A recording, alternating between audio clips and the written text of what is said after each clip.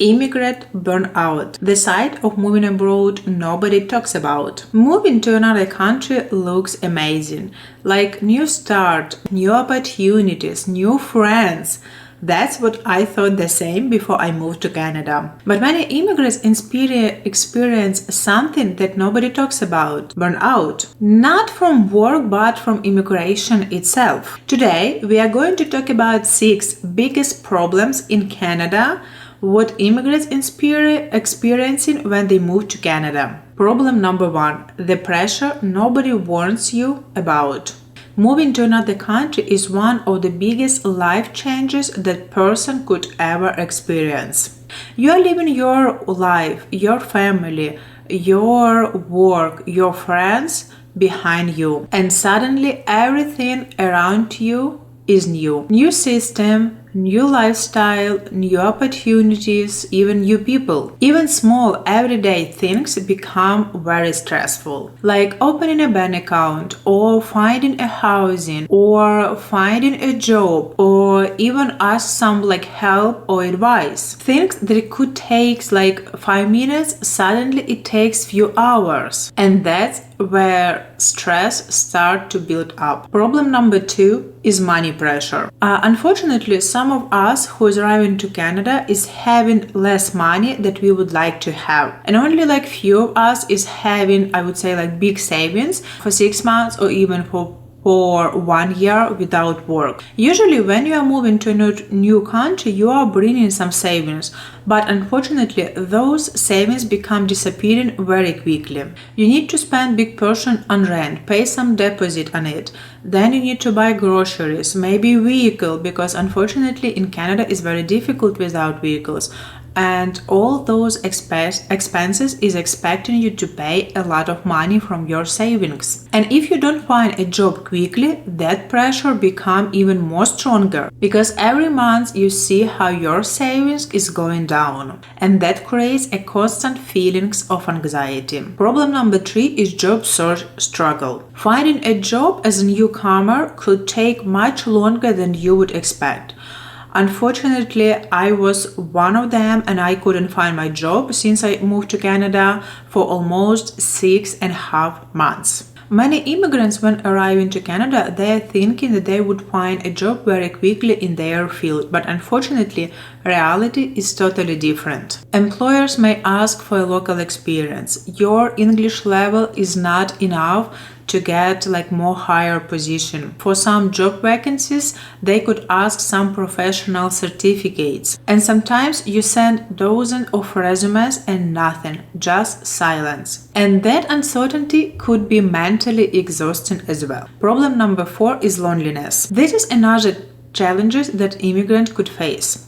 When you are moving to another country, you are leaving all your friends, your system, your family, and here you don't have no one. Very often people is arriving here could be totally alone, and you don't have no one to ask for some help or advice or even speak when you feel very sad. It's very simple, because for example, if you feel very sad or very bad, you would like to talk with someone to explain your feelings. Biggest emotional problem, because when you feel loneliness and for example your English is not very well and you cannot express your opinion or your feelings or your current situation, it become even more stressful than money and job search. And without that human connection, many immigrants feel more loneliness. I would say many immigrants, maybe 80%, who is experiencing loneliness in the immigration. Problem number 5 is language fatigue. Living every day in a different language, it could be very emotionally and mentally exhausting.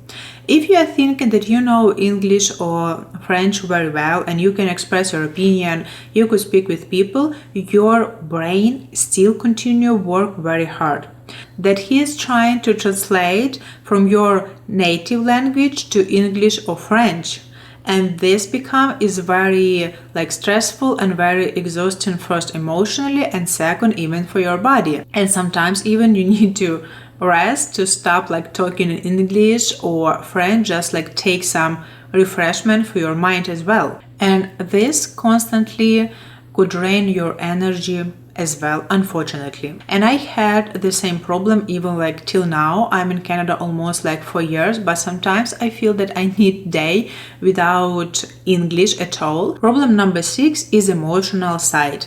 All these things could create emotional burnout, like stress about money, stress about work, stress about your renting, stress about your English level. You must start wondering, was a mistake to move here in Canada? But believe me, you are not alone who is thinking in that way. Many immigrants experience that type of stress because of money, work, new language, new country, new system between their first and fourth years of immigration. But very few people talks about that like openly.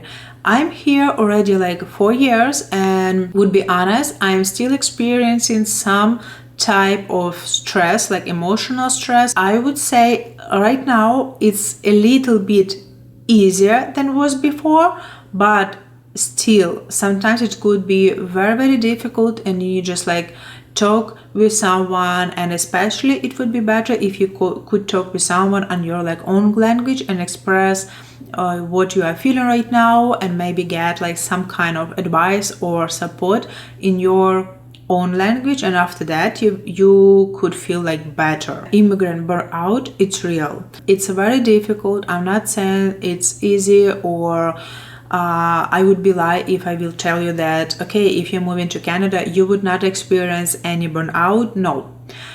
Because our body, our emotional system, our brain trying to adjust to ourselves to a new environment. Building your life in another country could take time. That's why I would suggest don't be panic, don't be afraid to talk with someone when you feel very, very bad. In the beginning, it could be very difficult, like emotionally and mentally.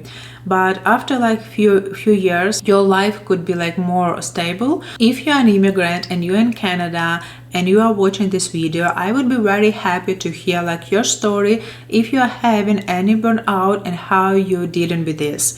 Please share your experience in comments below, and I would be very happy to read your story.